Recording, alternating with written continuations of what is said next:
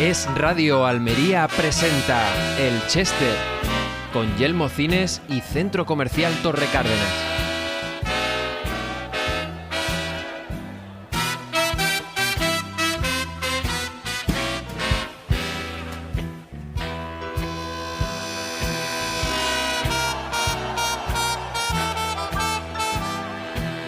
Pues efectivamente, esto se llama El Chester y aquí estamos como cada semana en una de las salas de cine de Yelmo Cines, en concreto la sala infantil, igual que la semana pasada decía, como corresponde al personaje invitado, en Centro Comercial Torre Cárdenas, que es el gran motor que le insufla combustible a este Chester para que cada semana charlemos alrededor de media hora con un personaje que cumpla fundamentalmente dos parámetros.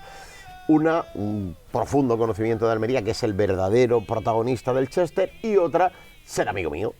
Y bueno, creo que las dos las cumple de sobra mi queridísimo Jorge Molina. ¿Qué tal, Jorge? Bienvenido al Chester. Hola, bueno.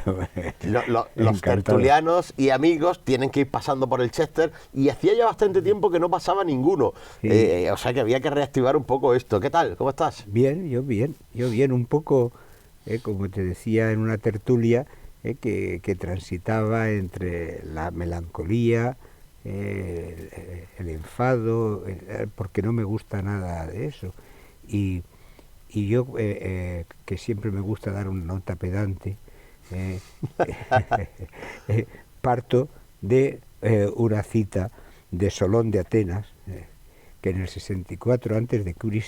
decía algo así como: la sociedad está bien ordenada cuando los ciudadanos obedecen a los magistrados y los magistrados las leyes. Viene al pelo en lo que estamos viviendo en este momento. Esta es una sociedad desordenada y eso me preocupa seriamente. O sea, no que gobierne uno, que gobierne. En definitiva, todo esto son peones dentro de un contexto global. Bueno, Jorge Molina, que toda la audiencia de radio y mucha gente de Almería sabe, es empresario. ¿Cuántos años de empresario? Era empresario. ¿No sigue siendo empresario? No, ¿Se deja de ser empresario? No, claro que no. El concepto de lo que es ser empresario se vas a la tumba con él, ¿no? Pero sí, muchos años. Muchos años. Y además uno de estos empresarios que yo, por ejemplo, a mí no me pasa, y también soy empresario y nunca he sentido esa vocación, un empresario con conciencia de participación en organizaciones cívicas, ciudadanas, etcétera, porque tú has estado en muchas organizaciones a lo largo de tu trayectoria, empresariales, sociales, culturales, etcétera, ¿no? Sí, creo que como se dice, es decir, no sé nada, pero tengo una enorme, eso lo decía Einstein, ¿no? Pero tengo una enorme curiosidad, y eso es lo que de alguna manera intenta acercarte al conocimiento, humildemente y en la medida en que se pueda, ¿no? Pero realmente, efectivamente, he sido una persona muy curiosa y sigo siendo muy curioso, y eso me ayuda bastante. ¿En qué organizaciones has participado? Por refrescar un poco. Bueno, yo estuve en la UCD, en su primera época, venía de los grupos socialdemócratas de Paco Fernández Ordóñez, y después pues la empresa me absorbió y después he tenido alguna veleidad política, pero nunca como para intentar tener un puesto político, porque realmente yo me considero que sería un pésimo político. Pero también como suele ocurrir a la mayoría de los empresarios. O sea, ahí tienes a De Quinto, es decir, que dices, si es que no es lo mismo. No es lo mismo. Pero también presencia, como digo, en la sociedad civil, en organizaciones civiles, sí, universidad, he estado 14 años en el Consejo Social de la Universidad, efectivamente en Asempal, en la primera etapa estuve, y después me fui desencantando de lo que son las organizaciones. Normalmente los amigos sindicalistas piensan que es que yo estoy en contra de los sindicatos, y no, estoy en contra de los sindicatos y en contra de la patronal. Es decir, en el concepto que tal, y además como se crearon en España muy artificialmente. Estás a medio minuto de utilizar la palabra querubín, que lo sepáis. Eso es una clave, eso es una clave. Interna, sí. interna nuestra. La clave interna, sí. Has vivido, Jorge Molina ha vivido en primera línea de fuego una etapa que a mí me parece apasionante, que es toda la etapa de la transición, pero siempre se ve la transición como la transición a la democracia, la transición política, pero también hay una transición empresarial, claro, en la que han crecido grandes empresas como lo fue la tuya también, en la que se ha organizado un poco la economía moderna de este país, y hemos tenido la habilidad, bajo mi punto de vista, de trabajar como sociedad justo en contra de esa construcción, para intentar desmontar aquello que funcionaba. No sé cómo lo ves tú. Pues vamos a ver, yo aquello lo vivía con una enorme intensidad porque era muy joven, pero al mismo tiempo con muchos miedos y de dudas, porque ahora hablamos de la transición como algo modélico y tal, porque como dice el refrán, aunque sea muy soez, cuando le has visto los huevos al toro sabes que es macho, ¿no? Es decir, que en aquellos momentos las incertidumbres eran todo. Es decir, la matanza de Atocha, los guerrilleros de Cristo Rey, los tiros en la nuca de ETA, o sea, no fue una...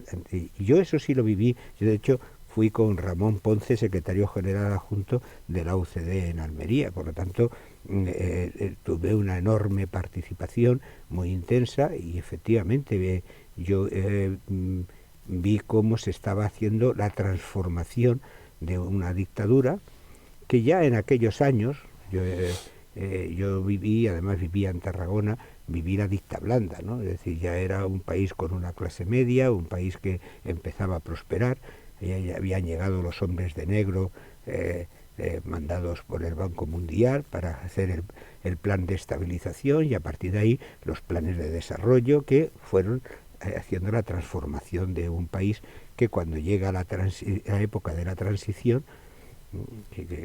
pues es más fácil, ¿no? Sobre todo porque nos homologaron y entramos en los organismos internacionales, y a partir de ahí. ¿Qué ocurre en todo ese proceso? Pues esas serían las luces, las sombras, pues que de alguna manera la Unión Europea nos obliga a desindustrializar. Es verdad que había alguna industria obsoleta, pero también ahí se crea la raíz de algunos de los problemas que vivimos actualmente. O sea, ayer que se inaugura el tren en Asturias, pues esa parte es la bonita, pero la fea es que se dieron unas magníficas condiciones de jubilación a aquella gente, que les solucionaron su papeleta, lo cual era justo, pero no se creó la alternativa que se dijo, que se iba a reindustrializar, con lo cual los hijos de esa misma gente lo tienen muy difícil, lo han tenido muy difícil y lo tienen difícil. Y fíjate que bueno, España había llegado a ser un país muy próspero, es decir, un país donde evidentemente es imposible, no hay ningún país en el mundo donde todo el mundo viva bien. Es una quimera hacia la que hay que caminar, pero que es inalcanzable y todo el mundo lo sabe. Pero nos encontramos ahora con un país que, esto es así, y para mí es muy duro decirlo, con un país que ha vuelto al comunismo. Es decir, hemos tenido comunismo hasta hace 4 días en el este de Europa, en todos los países al este del muro de Berlín, por así decirlo. Ha habido algunos conatos de comunismo en Francia. Por supuesto, hay un comunismo que está latente y a veces sale a relucir en Sudamérica, en África. Y España, que parecía alejarse a una velocidad de vértigo en ese momento, en esos 90, en esos años 2000, de eso que para mí es un peligro, pues hoy por hoy hay que decir que España es un país gobernada por el comunismo. Bueno, es que en lo que has dicho yo pondría 2 etapas, ¿no? La primera, también hablabas de Francia, pero también Italia, con Berlín. Italia, ¿no? Claro. Es decir, pero claro que yo era el eurocomunismo, que podríamos llamar el comunismo 2.0, que de alguna manera tenía sentido de la nación, tenía una serie de cosas, y desapareció por por la propia obsolescencia de cómo nace el comunismo, ¿no? Pero ahora estamos en el comunismo 3.0 o 4.0 directamente, y ahí ya aquello que de alguna manera hablaba Marx de la defensa de los trabajadores, eso ha desaparecido y ahora se ha transformado y se ha transvertido en algo absolutamente diferente, y es y a partir de ahí empiezan doctrinas de adoctrinamiento a la sociedad y de llevar a la sociedad hacia una serie de conceptos que en el medio y en el largo plazo son su propia destrucción. Lo que estamos viendo dentro de la política y que vamos a seguir viendo es un enorme endeudamiento. Dices, bueno, mientras no lo financien, pero es que hemos vivido unos años con intereses prácticamente cero o menos cero. Ahora ya el pago de la deuda, que la seguimos aumentando, se está convirtiendo en una de las partidas más importantes de los presupuestos. Ese dinero que pagamos en intereses es dinero que se podía rebajar de los impuestos, con lo cual se estimularía la economía, o el Estado invertiría en infraestructuras para crear mejores condiciones de vida. Y eso lo estamos cargando. Eso no se ve en un año ni en 2 años. O sea, los errores que se cometieron, o sea, ahora vemos claramente los errores que se cometieron en la transición o en la época de Felipe González. O sea, todo lo que estamos hablando de los jueces, sabemos que el que ahora llora como una desconsolada, me refiero al trilero de Triana, ¿no? A Alfonso Guerra. Ahora, ¿quién fue el que mató a Montesquieu? El que salió diciéndolo, ¿no? Fíjate, bueno, Jorge Molina y yo tenemos, y tampoco nos conocemos hace tanto tiempo, algunos años ya sí, pero tenemos una conexión bastante especial, seguramente por afinidad de muchas ideas, ¿no? Y te prometo que te acabas de adelantar a la siguiente pregunta. Era mi intención, y no lo sabía. No, pero está bien porque te has adelantado, como es tu costumbre a veces, no siempre, moderadamente, es decir, que has dejado resquicio para que se haga la pregunta. Sabes que yo tengo una teoría, y ojalá que algún día pueda convertirla en un libro, ahora hablaremos de tus libros también, de que esto que estamos viviendo ahora no es la activación del proceso, es la culminación del proceso. Es decir, que la izquierda de este país, después de 40 años escondida, exiliada, agazapada, dormida, en buena parte dormida... También pues, la derecha, ¿eh? Sí, pero... Sí, esa izquierda, cuando llega a la transición, en lugar de... lo que se nos ha vendido es una reconciliación, es un ponernos de acuerdo, es un perdonarnos y olvidar, pero hay una parte de esa izquierda que no era verdad, que lo que estaba era activando un proceso de implantación de sus ideas, de su ideología, de su dominio en la sociedad civil, en las universidades, en los colegios e institutos, en las asociaciones de vecinos, de amas de casa, de parados, en los sindicatos, es decir, ir colonizando poco a poco toda la sociedad civil hasta llegar a tener un grado de poder que le permitiese activar la culminación del proceso, que es este gobierno socialcomunista, estos gobiernos socialcomunistas. Me da la impresión de que lo que adelantabas tú hace un momento era un poco esto, es decir, es que esto es la consecuencia de lo que empezó en los años 80 y además que estaba perfectamente premeditado. Vamos a ver, en la época de la transición pura y dura, bueno, yo tuve una experiencia fantástica en Madrid, que estuve con don Juan Prat, presidente recién a las pocas semanas de haber llegado del exilio, y lo único que me dijo, yo era un pipiolo, ¿no? Muy presumido, como yo soy, pero realmente un pipiolo, y me miró y me dijo: lo que ustedes tienen ahora, hablaba de usted, don Juan, que ustedes tienen ahora, no saben lo importante que es, no lo vayan a romper. Y claro, toda esa generación que venía del exilio, por muy de izquierdas como Carrillo, como la Pastoriana, como tal, lo que tenían claro es que esa reconciliación era necesaria para avanzar. ¿Qué ocurre? Pues que llega el PSOE al poder de una manera demasiado temprana, pienso yo, porque de alguna manera no fue justa la destrucción de la UCD como se produjo. Pero bueno, las urnas tienen esos efectos. Y yo, que el Partido Socialista Obrero Español ni en la transición ni en la última época de la dictadura tuvo un papel relevante, se convirtió en un partido relevante. Mi teoría particular es porque la Fundación Socialdemócrata Alemana, que fue quien ayudó, quien organizó y quien propició el ascenso del PSOE, entre otras cosas para evitar que pudiera ser un partido comunista. Total que de alguna manera se lo explicaron muy bien a Felipe González. O sea, tú te tienes que incorporar a Europa, abandonar el marxismo y entrar en todas las instituciones, lo cual va a crear un mercado, va a haber ayudas para la formación, para tal y para la modernización del país. Y en cuanto a los militares, no digas que de OTAN no. ¿Tú qué quieres? Un capitán chusquero, viernes por la tarde, medio borracho, ponga el sala de banderas, ponga el pistolón encima de la mesa y de esto lo soluciono yo con 2 tiros. Los militares tienen que ser unos profesionales, bien preparados, que hablen idioma, que se incorporen a misiones y que los militares se dediquen a la milicia y los políticos a la política. ¿Sabes cuándo me di cuenta yo del plan?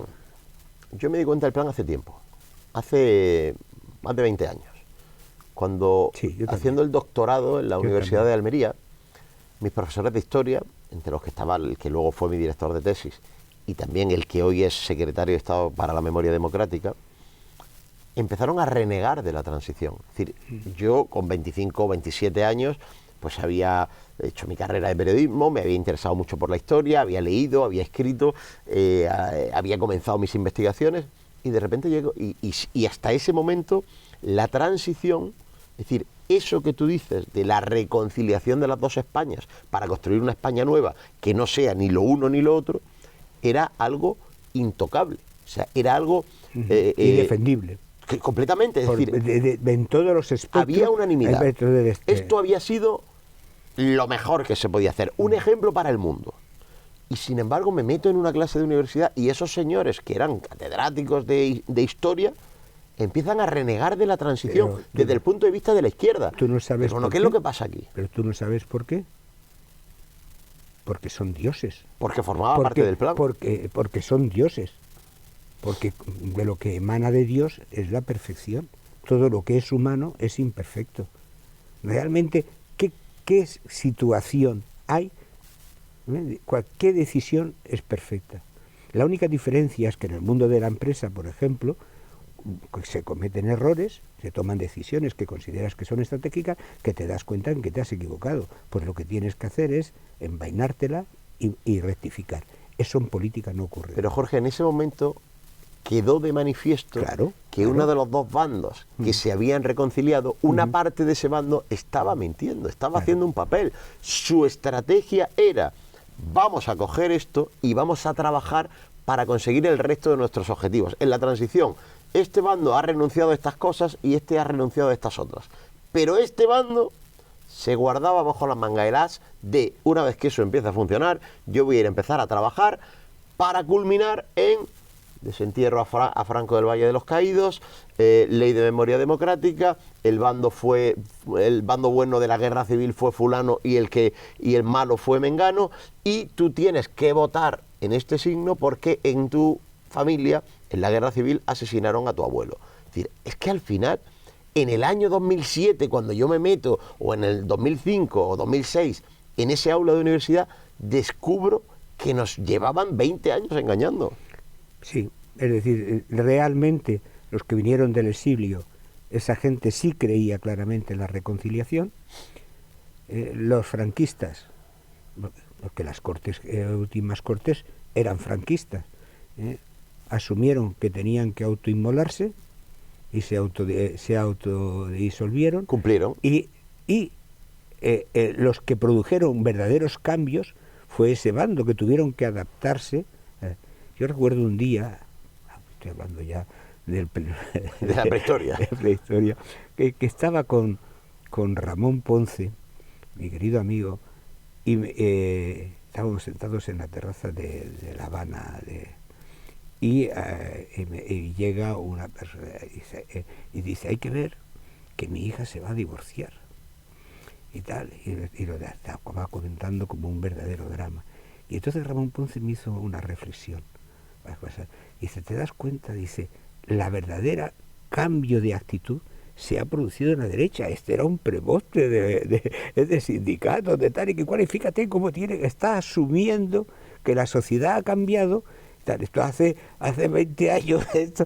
Y, bueno, pues efectivamente la derecha sí produjo ese cambio de concepto a la democracia, mientras que en la izquierda hemos visto que siguen manteniendo el largo caballerismo, que fue también, y el matonismo y toda una serie de cosas. Y ahora, primero empezó Zapatero, y ahora con un dirigente tan desvergonzado como este, pues lo estamos viendo en su máxima expresión. Además, uno de los grandes triunfos de la izquierda en esa estrategia, en ese proceso, ha sido la victoria en la batalla cultural. Es decir, al final, voy a reducirlo al absurdo, a lo más simple. Al final han conseguido que decir soy de izquierda sea un orgullo, soy comunista, la ideología con más muertes violentas en la historia de la humanidad, soy comunista sea algo que se pueda lucir con orgullo, y decir soy de derechas es algo tan poco edificante como que incluso hay partidos de derechas que niegan ser de derechas. Ya, eso es un hecho. De hecho, también en esa batalla cultural, yo creo que... A pesar de que solo la derecha ha creado progreso en este país, de verdad, por cierto. Sí. Además, la etapa de Aznar, igual que la de...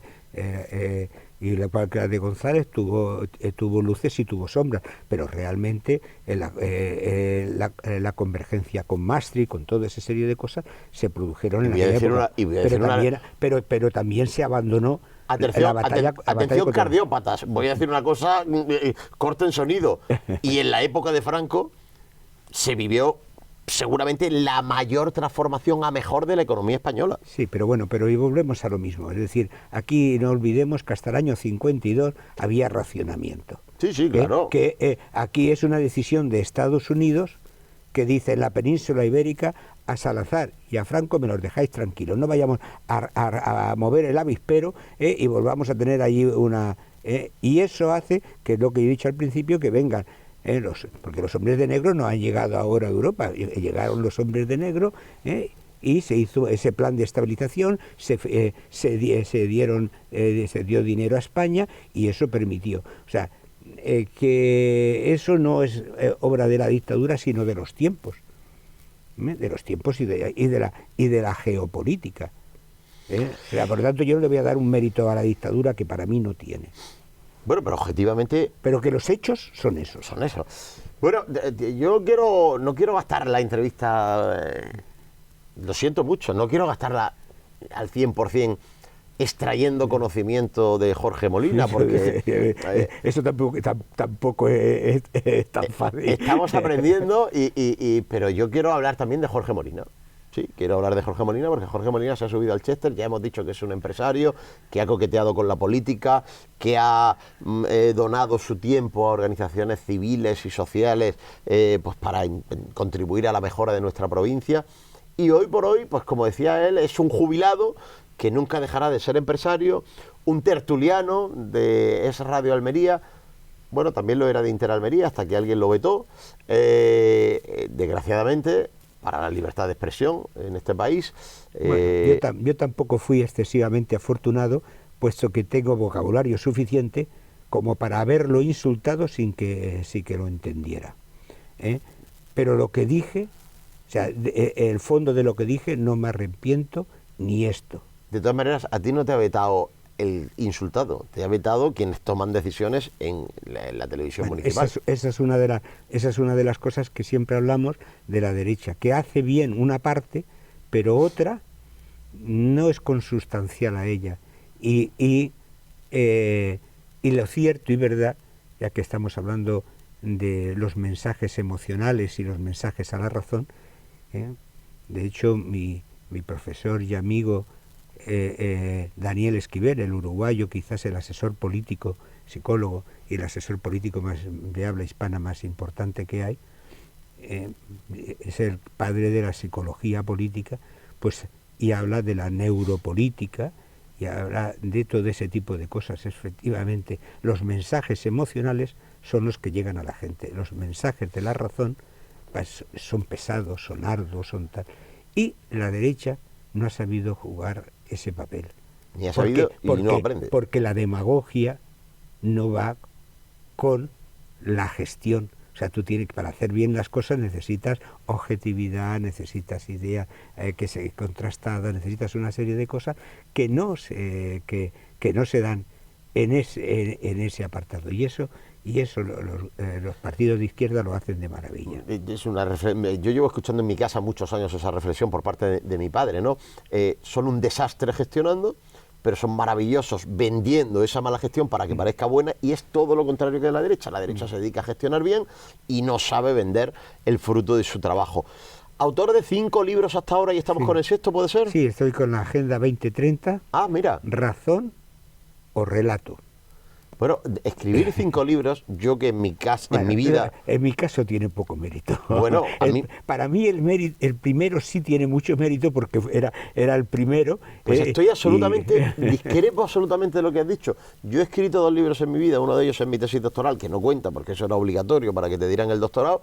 He escrito después una novela y llevo años sin ser capaz de ponerme con la segunda. A mí me parece un meritazo comenzar la segunda. Pues tienes mucha razón. De hecho, tengo ahí 2 libros más que ya están desde hace algún tiempo para estructurados y pensados y tal, y no escribo. De todas maneras, yo soy bastante lento en escribir porque, como siempre, estoy metido en tantas pequeñas tonterías y tampoco tengo una necesidad de por narices escribir. O sea, además yo sé que ese tipo de libros cuando salga, pues intentaré vender lo suficientes como para recuperar el dinero puesto, y de alguna manera se harán para regalar a los Nunca amigos. Sabemos lo que pasa con lo que hemos escrito. Bueno, sí, también Nunca verdad, lo sabemos. De hecho, tantos autores se han muerto pensando que no he hecho nada y luego han sido figuras mundiales. Pero con mi primer libro recordé a un conocido, a una persona de Ciudad Real, que su familia, su padre, que farmacéutico, tenía una fábrica de perfumes. Y un día dice, toma, llévate y tal. Dice, no, déjalo. Y dice, en ese momento yo pensé, si cuando alguien le regala un perfume no lo quiere, o sea, tengo que cerrar la fábrica. Y eso fue la decisión que tomé. Pues yo pienso lo mismo con los libros, que realmente... Bueno, es más, yo estoy convencido, y no se lo preguntaré, que mis 2 hijas no han leído ninguno de mis libros. Te voy a decir una cosa. La ventaja que tiene el libro con respecto al perfume es que el libro no se echa a perder. Sí, dentro de medio siglo nadie olerá esos perfumes, pero alguien puede leer esos libros. Bueno. Yo, de todas maneras, fíjate que en esta parte final de la entrevista estaba pensando cómo decirte esto. Yo aprendo mucho de Jorge Molina, porque yo me considero una persona... Sí, escucha. A Jorge Molina le cuesta escuchar a veces, pero esto lo va a escuchar. Porque yo me considero una persona muy activa, muy dinámica, ¿no? Pero claro, yo no tengo todavía 50 años. Y veo a Jorge Molina a diferente velocidad, pero hacer muchísimas cosas. Y siempre, porque claro, yo sé por qué hago las cosas, pero Jorge Molina ya no tiene nada que conseguir, ya no tiene nada que conquistar, y sigue haciendo las cosas porque, bajo mi punto de vista, creo que piensa que es que hay que hacerlas. De hecho, Jorge, que, insisto, ahora es escritor, tiene cierta relación todavía con sus empresas, es tertuliano, va a los sitios, promueve cosas que algunas saldrán y otras no saldrán, ya veremos. Y todo esto en mitad de un proceso de recuperación de una enfermedad importante, de un proceso oncológico. El que lleva ese bicho dentro, el de hacer cosas, ese bicho nunca muere, ese bicho siempre está ahí, ¿no? Forma parte de la curiosidad que decía, y otra, que quizás esté unida a mi coquetería, ¿no? Y es que cada año que tienes eres un año más mayor. Viejo se puede ser a los 30 años. Y yo personalmente tengo una experiencia de vida que me lo confirma. Y es que yo estuve con una persona que conocí, me pareció un tiempo encantador, y a los 6 años así volví con mi segundo de a bordo y se lo presenté en la empresa, en la matriz de la empresa, y resulta que la persona creo que llevaba la misma camisa, lo único que había engordado como 7 o 8 kilos, y dijo las mismas cosas que me había dicho a mí en su momento, 5 o 6 años antes. Y dije, esta persona ya lo único que hace es repetir todas las semanas lo mismo, y hablar de las quinielas, de los resultados del fútbol, de dónde ha comido, ha ido a comer, a qué pueblo ha ido a comer y tal. Este tío ya es viejo. Y me di cuenta que yo no podía ser así. De hecho, en el subtítulo mío ya sabéis que me autodenomino agitador neuronal. Y es porque creo que efectivamente hay que agitar las pocas neuronas que nos van quedando para que no se duerman y para seguir estando en activo. Te iba a hacer una pregunta más, pero uniendo dos factores. Por un lado, que nos hemos quedado sin tiempo, aunque yo tampoco soy muy respetuoso con el tiempo de la radio, ya lo sabes. Y también que creo que no vamos a mejorar esta respuesta, creo que lo vamos a dejar aquí. Perfecto. Para mí ha sido un gran placer que vengas. Ya sabes que, bueno, hay una larga agenda y estabas apuntado en la agenda, pero tienen que cuadrarse cosas. Así que, Jorge, muchísimas gracias por haber venido y también muchas gracias por todo lo que le das a la familia de radio. Aprovecho para decirte. Yo es un placer, me divierto y me mantiene activo, o sea que realmente tendría que ser también a la inversa. Y gracias también, como siempre, a los amigos de Centro Comercial Torre Cárdenas, que están ya metidos en toda la promoción navideña y hay que venir a Centro Comercial Torre Cárdenas a disfrutar y a verlo. Y también a Yelmo Cines, que nos prestan este huequecito para grabar cada semana nuestro Chester. Sospecho que la semana que viene habrá más.